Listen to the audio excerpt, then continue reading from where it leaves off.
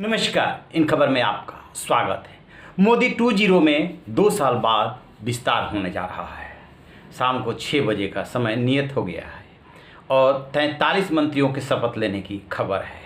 पहले खबर आई थी कि 20 से 22 मंत्री बन सकते हैं, लेकिन अब पूरे 43 मंत्री शपथ ले सकते हैं। इसमें वो मंत्री भी शामिल हैं जिन्हें प्रमोशन दिया जा रहा है। और जिस तरीके से राज्य मंत्रियों को बुला करके मिले हैं प्रधानमंत्री नरेंद्र मोदी, उससे साफ जाहिर है इसमें खास तौर से हिमाचल प्रदेश और गुजरात के मंत्री शामिल हैं, जिसमें अनुराग ठाकुर और मोडवाडिया का नाम आ रहा है। और कई मंत्री हैं, 7 से 8 मंत्री, जिनको किरण रिजिजू भी हैं, जिनका प्रमोशन हो रहा है। लेकिन सबसे जो अहम सवाल है इस कैबिनेट विस्तार में, और जो सबसे बड़ा एनडीए का घटक दल है जेडीयू, खास तौर से शिवसेना और अकाली दल छोड़ने के बाद उसके 16 सांसद हैं। पिछली बार वो इसलिए शामिल नहीं हुआ था मंत्रिमंडल में क्योंकि एक सीट मिल रही थी, लेकिन शिवसेना और अकाली दल के छिटकने के बाद बीजेपी पे दबाव बढ़ा, उसके शीर्ष नेतृत्व पे दबाव बढ़ा और अब खबर आ रही है कि उसके 4 मंत्री शामिल होंगे। फार्मूला वही जो नीतीश कुमार ने मांगा था। हालांकि जब नीतीश कुमार से पूछा जा रहा था, बार बार ये कह रहे हैं कि वो सब कुछ जो अध्यक्ष हैं आरसीपी सिंह वो देख रहे हैं। और आरसीपी सिंह को जब दिल्ली में उनके घर पे घेरा गया तो उन्होंने कहा कि थोड़ी देर इंतजार कीजिए, सब पता चल जाएगा।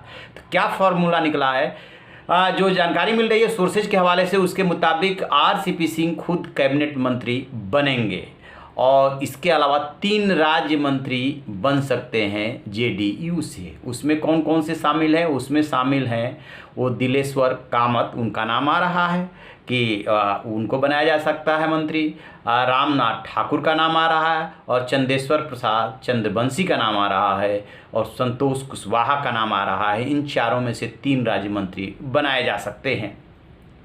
तो कहने का मतलब ये कि जो नीतीश कुमार चाह रहे थे वही हुआ है। हाँ, बीजेपी और प्रधानमंत्री नरेंद्र मोदी ने अपने यहाँ पे चलाई है कि उनको कैबिनेट मंत्री एक ही दे रहे हैं। तो ये इस लिहाज से बड़ी खबर है कि जेडीयू और बीजेपी के बीच में ये बात अटकी हुई थी कि क्या जिस तरीके से पिछली बार शामिल नहीं हुए थे, इस बार भी मामला अटक जाएगा ज़्यादा मंत्री पद को लेकर के, या सोल्यूशन निकल जाएगा। हालांकि उधर से कहा जा रहा था जेडीयू की तरफ से कि रास्ता निकल जाएगा। आरसीपी सिंह जो अध्यक्ष हैं वो बहुत कॉन्फिडेंस से कह रहे थे और अब खबर आ रही है कि निकल गया है रास्ता। तो देखते हैं कि शाम को शपथ होता है तो इसमें यही फार्मूला पूरी तरह से लागू होता है या एक आध कोई नए नाम एंट्री कर जाते हैं। क्योंकि देखिए उसमें क्या होता है कि जब आपका दूसरे बड़े दल से समझौता होता है तो ये बता दिया जाता है कि आपको कैबिनेट मंत्री और 3 राज्य मंत्री दिया जा रहा है, लेकिन वो नाम कौन से होंगे वो आपको तय करना होता है। तो अभी तक की खबर के मुताबिक जो नाम बताए हैं वही नाम तय हुए हैं। ये कौन कौन कहाँ से सांसद हैं, क्या है इनकी खासियत, सुनिए एक रिपोर्ट। जेडीयू कोटे से जो 4 मंत्री बनाए जाने की चर्चा है उसमें जेडीयू अध्यक्ष आरसीपी सिंह पहले नंबर पे हैं। उन्हें कैबिनेट मंत्री बनाया जा सकता है, उनके बारे में किसी को बताने की ज़रूरत नहीं है। राज्यसभा सदस्य हैं और पूर्व आईएएस हैं, नीतीश कुमार के उत्तराधिकारी माने जाते हैं। दूसरा जो नाम आ रहा है इसमें वो है रामनाथ ठाकुर का, राज्यसभा से वो सदस्य हैं।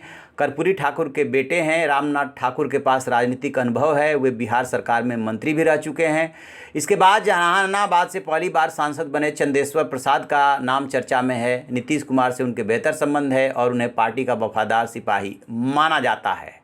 मंत्री बनने वालों की लिस्ट में दिलेश्वर कामत का नाम भी है, जो पार्टी का दलित चेहरा है। वह सुपौल सीट से जीतकर पहली बार संसद पहुंचे हैं।